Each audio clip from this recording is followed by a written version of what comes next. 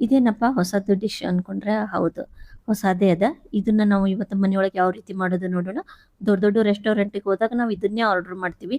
ಅದನ್ನ ನಾವು ಬಹಳ ಹೆಲ್ದಿಯಾಗಿ ಮನೆಯೊಳಗೆ ಮಾಡೋಣ. ಇವತ್ತು ನಾವು ಈಸ್ಟ್, ಮೈದಾ ಮತ್ತೆ ತಂದೂರ್ ಇದು ಯಾವುದು ಇಲ್ಲನೆ ಹೆಲ್ದಿಯಾಗಿರೋ ಪನೀರ್ ಕುಲ್ಚಾ ಮಾಡೋಣ. ಕುಲ್ಚಾ ನಾವು ಯಾವಾಗ್ಲೂ ಆರ್ಡರ್ ಮಾಡ್ತಿರ್ತೀವಲ್ಲ ರೆಸ್ಟೋರೆಂಟಿಗೆ ಹೋದಾಗ, ಆ ಕುಲ್ಚಾನ ನಾವು ಸರಳವಾಗಿ ಮಾಡೋಣ, ಅದನ್ನು ಪನೀರ್ ಹಾಕಿ. ಆಮೇಲೆ ಇದ್ರೊಳಗೆ ಬಹಳ ವೇರಿಯೇಷನ್, ಬಹಳ ವೆರೈಟಿ ಇದೆ. ನಾನು ಮುಂದೆ ವಿಡಿಯೋದೊಳಗೆಲ್ಲ ಹೇಳ್ತೀನಿ. ಈ ಕುಲ್ಚಾ ಜೊತೆಗೆ ಒಂದು ಸೈಡ್ ಡಿಶ್ ಮಾಡೋಣ. ಬಹಳ ವಿಭಿನ್ನವಾದ ಸೈಡ್ ಡಿಶ್. ಈ ಕಡೆ ಯಾರು ತಿಂದಿರ್ಲಿಕ್ಕಿಲ್ಲ, ಬಟ್ ನಾನ್ ತಿಂದ್ಮೇಲೆ ನನಗೆ ಬಹಳ ಇಷ್ಟ ಆಯ್ತು. ಅದಕ್ಕೆ ಇದನ್ನ ನಾನು ನಿಮ್ ಜೊತೆ ಶೇರ್ ಮಾಡ್ಲಿಕತ್ತೀನಿ. ಹರೇ ಶ್ರೀನಿವಾಸ, ಸ್ವಾದಿಷ್ಟ ರೆಸಿಪಿಗೆ ಸ್ವಾಗತ. ಇವಾಗ ಇಲ್ಲಿ ನಾವು ಈ ಕುಲ್ಚಾಕ ಒಂದು ಹಿಟ್ಟು ರೆಡಿ ಮಾಡೋಣ. 2 ಕಪ್ಪಿನಷ್ಟು ನಾನು ಇಲ್ಲಿ ಗೋಧಿ ಹಿಟ್ಟು ತಗೊಂಡಿನಿ. ಯೂಶುವಲಿ ಟ್ರೆಡಿಷನಲಿ ಇದನ್ನ ಮೈದಾ ಹಿಟ್ಟಿನಿಂದ ಮಾಡ್ತಾರ. ಇದು 250 ml ಮೆಜರಿಂಗ್ ಕಪ್ಪಿನಿಂದ ನಾನು 2 ಕಪ್ ಗೋಧಿ ಹಿಟ್ಟು ತಗೊಂಡಿನಿ. ಒಂದು ಅರ್ಧ ಟೀ ಸ್ಪೂನಿನಷ್ಟು ಉಪ್ಪು, 1 ಟೀ ಸ್ಪೂನಿನಷ್ಟು ಸಕ್ರೆ ಪುಡಿ ಹಾಕಿನಿ. ಸಕ್ರೆ ಇದ್ರೆ ರೆಗ್ಯುಲರ್ ಸಕ್ರಿನೂ ಹಾಕ್ಬೋದು. ಇಲ್ಲಿ ನಾನು ಈಸ್ಟ್ ಹಾಕ್ಲಿಕ್ಕತ್ತಿಲ್ಲ ನೋಡ್ರಿ. ಈಸ್ಟಿನ ಬದಲಾಗಿ ನಾವು ಇಲ್ಲಿ ಏನ್ ಮಾಡೋಣ, ಅರ್ಧ ಕಪ್ಪಿನಷ್ಟು ಮೊಸರು ಹುಳಿ ಇರಬಾರ್ದು, ತಣ್ಣಗೂ ಇರಬಾರ್ದು. ರೂಮ್ ಟೆಂಪರೇಚರ್ ಅಲ್ಲಿ ಇರುವ ಮೊಸರನ್ನ ಹಾಕೊಳ್ಳೋಣ. ಆಮೇಲೆ ಅದಕ್ಕೆ 1 ಟೀ ಸ್ಪೂನಿನಷ್ಟು ನಾವು ಬೇಕಿಂಗ್ ಪೌಡರ್ ಮತ್ತೆ ಒಂದು ಅರ್ಧ ಟೀ ಸ್ಪೂನಿನಷ್ಟು ಬೇಕಿಂಗ್ ಸೋಡಾ ಅಂದ್ರೆ ಅಡಿಗೆ ಸೋಡಾ ಹಾಕೊಳ್ಳೋಣ. ಇವೆರಡು ನಿಮ್ಮ ಹತ್ರ ಇಲ್ಲ ಅಂದ್ರೆ ಈನೋ ಪ್ಯಾಕೆಟ್ ಇರ್ತದಲ್ಲ, ರೆಗ್ಯುಲರ್ ಈನೋ, ಆ ಏನೋದು ಒಂದು ಪ್ಯಾಕೆಟ್ ಅನ್ನು ಹಾಕ್ಬೋದು. ಮೊಸರಲ್ಲಿ ಹಾಕಿದ್ಮೇಲೆ ನೋಡ್ಬೋದು ನೀವು ಎಷ್ಟು ಚಂದ ಗುಳ್ಳಿ ಬಂದದಲ್ಲ, ರಿಯಾಕ್ಷನ್ ಸ್ಟಾರ್ಟ್ ಆಗಿದೆ ಅಂದ್ರೆ ಇದು ನಮ್ಗ ಈಸ್ಟಿನ ಕೆಲಸನ ಇಲ್ಲಿ ಮಾಡ್ತದೆ. ಆಮೇಲೆ ಬೆಚ್ಚಗಿರೋ ಹಾಲಿನೊಳಗ ನಾವು ಇದನ್ನ ಕಣಕನ್ನ ಕಲಿಸ್ಬೇಕು ನೋಡ್ರಿ. ಜಾಸ್ತಿ ಬಿಸಿನೂ ಇರಬಾರ್ದು, ಪೂರ್ತಿ ತಣ್ಣಗೂ ಇರಬಾರ್ದು ಹಾಲು. ಆ ರೀತಿ ಬೆಚ್ಚಗಿರೋದ್ರಲ್ಲೇ ಮಾಡ್ಬೇಕು. ದೊಡ್ಡ ದೊಡ್ಡ ಹೋಟೆಲ್ ಒಳಗೆ ಸಿರೋ ಈ ಕುಲ್ಚಾನ ನಾನು ಬಹಳ ಸರಳವಾಗಿ ನಿಮ್ ಜೊತೆ ಎಕ್ಸ್ಪ್ಲೇನ್ ಮಾಡ್ಲಿಕತ್ತೀನಿ. ಅದೇ ಟೇಸ್ಟು ಅದೇ ಟೆಕ್ಸ್ಚರ್ ಆಗ್ತದೆ. ಸ್ವಲ್ಪ ವಿಡಿಯೋ ಲೆಂದಿ ಆಗಿರ್ಬೋದು, ಅದನ್ನ ಪೂರ್ತಿ ಡಿಟೇಲ್ ಆಗಿ ಸ್ಕಿಪ್ ಮಾಡದೆ ನೋಡ್ರಿ. ಆಮೇಲೆ ಇದಕ್ಕೊಂದು 3-4 ಚಮಚ ತುಪ್ಪ ಹಾಕಿನಿ. ಇಲ್ಲ ಎಣ್ಣೆ ಬೆಣ್ಣೆ ಏನ್ ಬೇಕೋ ಹಾಕೊಳ್ರಿ. ಬಿಸಿ ಹಾಲನ್ನೇ, ಸ್ವಲ್ಪ ಬೆಚ್ಚಗಿರೋ ಹಾಲನ್ನ ಹಾಕಿ ಇದನ್ನ ನಾದ್ಕೋಬೇಕು. ಚಂದ ಒಂದ್ 2-3 ನಿಮಿಷ ನಾದಿ ಸ್ವಲ್ಪ ಎಣ್ಣೆ ಹಚ್ಚಿ ಇದನ್ನ ನಾವು ಸೆಟ್ ಆಗ್ಲಿಕ್ಕೆ ಬಿಡೋಣ. ಚಲೋ 1 ತಾಸಾದ್ರೂ ಬೇಕು ಇದು ಸೆಟ್ ಆಗ್ಲಿಕ್ಕೆ. ಅಲ್ಲಿವರೆಗೂ ನಾವು ಸ್ಟಫಿಂಗ್ ರೆಡಿ ಮಾಡ್ಕೊಳ್ಳೋಣ. ಕುಲ್ಚಾದೊಳಗೆ ಏನ ಪನೀರ್ ಸ್ಟಫಿಂಗ್ ಅದ ಅದು ಮಾಡ್ಕೊಳ್ಳೋಣ. ಅದಕ್ಕೆ ನಾನು ಸಣ್ಣದು 4 ಆಲೂಗಡ್ಡೆ ತಗೊಂಡಿನಿ. ಅದನ್ನ ಬೇಯಿಸ್ಕೊಂಡು ಸಿಪ್ಪೆ ತೆಗೆದು ಹೆರ್ಕೊಂಡಿನಿ, ಯಾಕಂದ್ರೆ ಇದ್ರೊಳಗೆ ಯಾವ ಗಂಟು ಇರಬಾರ್ದು ಅಂತ ಹೇಳಿ. ಆಮೇಲೆ ಇದಕ್ಕೆ ನಾನು 400 ಗ್ರಾಮ್ ಇಂದು ಈ ಪನ್ನೀರ್ ತಗೊಂಡಿನಿ. ಯಾವಾಗ್ಲೂ ಆಲೂಗಡ್ಡೆ ಕ್ವಾಂಟಿಟಿ ಕಡಿಮೆ ಇರಬೇಕು, ಯಾಕಂದ್ರೆ ನಾವು ಪನ್ನೀರ್ ಕುಲ್ಚಾ ಮಾಡ್ಲಿಕತ್ತೀವಲ್ಲ, ಆಲೂಗಡ್ಡಿನ ಇಲ್ಲಿ ಬರೇ ಬೈಂಡಿಂಗ್ ಅಂತ ಹೇಳಿ ನಾವು ಯೂಸ್ ಮಾಡ್ಲಿಕತ್ತೀವಿ. ಇದು 400 ಗ್ರಾಮ್ ಪನ್ನೀರನ್ನು ನಾನು ಹೆರೆದು ತಗೊಂಡಿನಿ, ಅಂದ್ರೆ ಚಂದ ಎಲ್ಲವೂ ಮಿಕ್ಸ್ ಆಗ್ತದೆ ಅಂತ ಹೇಳಿ. ಆಮೇಲೆ ಇದ್ರ ಒಳಗ ನೀವು ಸ್ವಲ್ಪ ಚೀಸ್ ಬೇಕಾಗಿದ್ರೆ ಚೀಸನ್ನು ಹೆರೆದು ಹಾಕೋಬಹುದು. ಈ ಒಂದು ಮಸಾಲೆ ಮಾಡ್ಕೊಳ್ಳೋಣ ನೋಡ್ರಿ. ಈ ಧನಿಯಾ 1-2-3 ಚಮಚನ ನಾನು ಸ್ವಲ್ಪ ಹುರ್ಕೊಂಡಿನಿ. ಅಂದ್ರೆ ಇದನ್ನ ಒಮ್ಮೆ ಮಾಡಿ ನಾನು ಇಟ್ಕೊಳ್ತೀನಿ, ಯಾವಾಗ ಎಲ್ಲ ಅಡಿಗೆಗೂ ಯೂಸ್ ಆಗ್ತದೆ.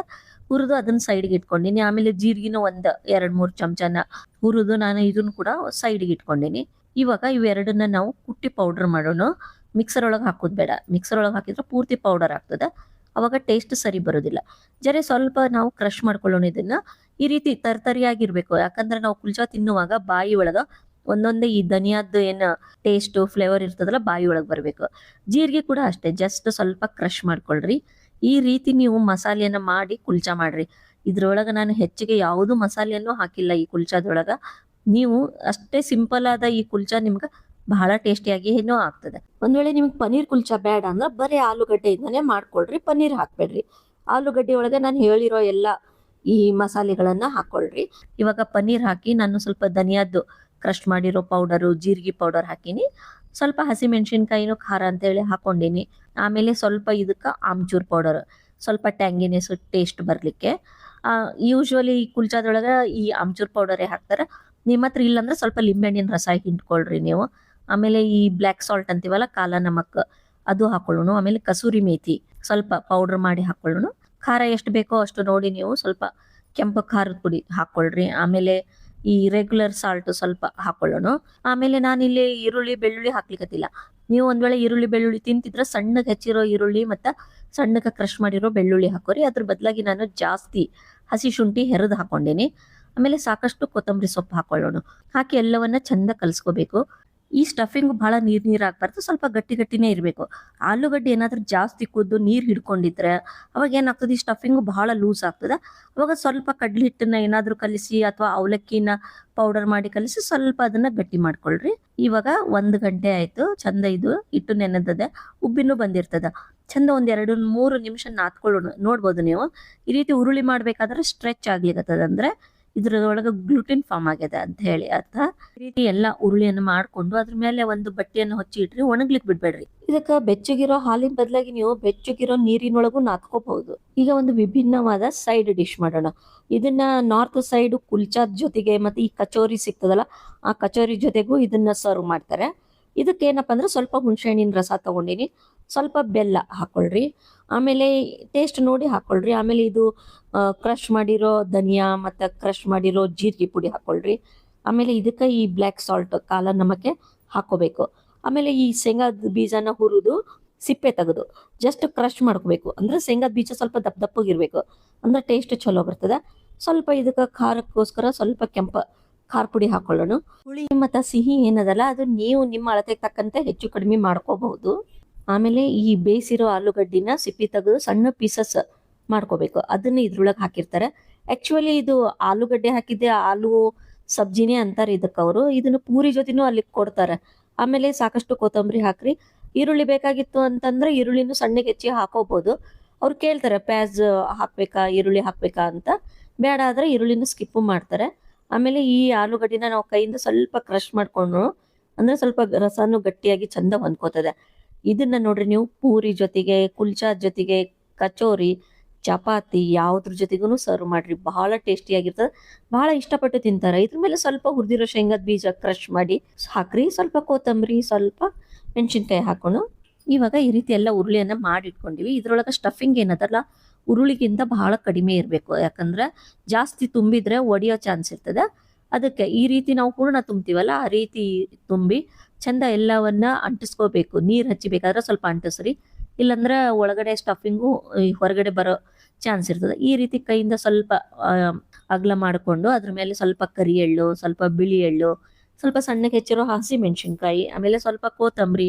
ನಿಮ್ಗೇನಾದ್ರೂ ಈ ಗಾರ್ಲಿಕ್ ಕುಲ್ಚಾ ಬೇಕಾಗಿತ್ತು ಅನ್ಕೊಳ್ರಿ, ಸಣ್ಣಗೆ ಹೆಚ್ಚಿರೋ ಬೆಳ್ಳುಳ್ಳಿ ಇರ್ತದಲ್ಲ ಅದನ್ನ ಇದ್ರ ಮೇಲೆ ಹಚ್ಚಿ ಕೊಡ್ತಾರ. ಅವಾಗ ಗಾರ್ಲಿಕ್ ಕುಲ್ಚಾ ಅಂತ ಸಿಗ್ತದ ನೋಡ್ರಿ, ಇದೇ ರೀತಿ. ಆಮೇಲೆ ಇದಕ್ಕೆ ಚಂದ ಹಿಟ್ಟನ್ನ ಹಚ್ಚಿ ನಾವು ಲಟ್ಟಿಸ್ಬೇಕು. ಬಹಳ ಸ್ಲೋ ಆಗಿ ಹಗುರವಾಗಿ ಲಟ್ಟಿಸ್ಬೇಕು.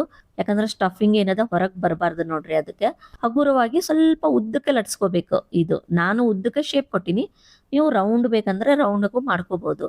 ದಪ್ಪಗೆ ಲಟ್ಟಿಸ್ಬೇಕು, ಜಾಸ್ತಿ ತೆಳ್ಳಗ್ ಲಟ್ಟಿಸ್ಬಾರ್ದು. ಕುಲ್ಚಾ ಯಾವಾಗ್ಲೂ ದಪ್ಪಗೆ ಇರ್ತದ ನೋಡ್ರಿ. ಇದನ್ನ ಇವತ್ತು ಬೇರೆ ಟೆಕ್ನಿಕ್ ಒಳಗೆ ಬೇಯಿಸೋಣ. ಚಂದ ಹಂಚನ್ನು ಕಾಯಿಸ್ಕೊಳ್ರಿ, ನಾನ್ ಸ್ಟಿಕ್ ಹಂಚು ಚಂದ ಕಾಯ್ಬೇಕು. ಅವಾಗ ಒಂದು ಅರ್ಧ ಗ್ಲಾಸಿನಷ್ಟು ನೀರ್ ಹಾಕಿ ನಡುವೆ ಈ ಕುಲ್ಚಾ ಇಟ್ಟು ಮುಚ್ಚಿ ಬಿಡ್ಬೇಕು ಬೇಗನೆ. ಅವಾಗ ಏನಾಗ್ತದ, ಒಳಗಡೆ ನೀರ್ ಇರ್ತದಲ್ಲ ಅದ್ರ ಸ್ಟೀಮ್ ಒಳಗಡೆ ಬರ್ತದಲ್ಲ, ಆವಾಗ ಆ ಸ್ಟೀಮಿನಿಂದ ಕುಲ್ಚಾ ನೋಡ್ಬೋದು ನೀವು ಒಳಗಡೆ ಎಷ್ಟು ಚಂದ ಉಬ್ಬಿ ಬಂದದಲ್ಲ. ಆಮೇಲೆ ಒಳಗಡೆ ಯಾವಾಗ ನೀರ್ ಕಡಿಮೆ ಆಗ್ತದಲ್ಲ ಆವಾಗ ನೀವು ಮುಚ್ಚಳ ತೆಗೀರಿ, ಮುಚ್ಚಿದ್ದು ಮತ್ತೆ ಕೆಳಗಡೆ ಇಳಿತದ ಅದು. ಅವಾಗ ಆ ಭಾಗಕ್ಕೆ ಸ್ವಲ್ಪ ತುಪ್ಪನೋ ಬೆಣ್ಣೆನೋ ಹಚ್ಚಿ ಅದನ್ನ ತಿರುವಿ ಹಾಕಿ, ಹಿಂದ್ಗಡೆನೂ ಸ್ವಲ್ಪ ತುಪ್ಪನೋ ಬೆಣ್ಣೆನೋ ಹಚ್ಚಿ ಸ್ವಲ್ಪನೇ ಒಂದು 30 ಸೆಕೆಂಡ್ ಈ ರೀತಿ ಮಾಡಿ ಮತ್ತೆ ತಿರುವಿ ಹಾಕ್ಬೇಕು. ಇವಾಗ ನೋಡ್ರಿ ನೀವು ಇದನ್ನ ಸ್ವಲ್ಪ ಮೀಡಿಯಂ ಫ್ಲೇಮ್ ಒಳಗೆ ಈ ರೀತಿ ಚಮಚದಿಂದ ನಾವು ಸೌಂಟಿನಿಂದ ಈಗ ಒತ್ತಿ ಒತ್ತಿ ಇದನ್ನ ಚಂದ ಬೇಯಿಸ್ಕೋಬೇಕು. ಎಲ್ಲ ಕಡೆನೂ ಸುತ್ತಲೂ ನೋಡ್ಬೋದು ನೀವು ಎಷ್ಟು ಚಂದ ಬಲೂನ್ ತರ ಉಬ್ಬಿ ಬಂದದ. ಟೇಸ್ಟು ಟೆಕ್ಸ್ಚರು ಸೇಮ್ ಈ ತಂದ್ರೊಳಗೆ ಮಾಡ್ತಾರಲ್ಲ ಅದೇ ತರಾನೇ ಇರ್ತದೆ. ಒಳಗಡೆ ಇದ್ರ ಸ್ಟಫಿಂಗ್ ನೋಡ್ಬೋದು ನೀವು ಎಷ್ಟು ಚಂದ ತುಂಬಿಕೊಂಡು ಬಂದಿರ್ತದೆ. ನೀವು ಪನ್ನೀರ್ ಬದಲಾಗಿ ವೆಜಿಟೇಬಲ್ದು ಮಾಡ್ಬೋದು. ಇದನ್ನ ನಾನು ಹೇಳಿರೋ ಆಲೂದೇನು ಸೈಡ್ ಡಿಶ್ ಅದಲ್ಲ ಅದ್ರ ಜೊತೆಗೆ ನೀವು ಸರ್ವ್ ಮಾಡ್ರಿ. Thank you.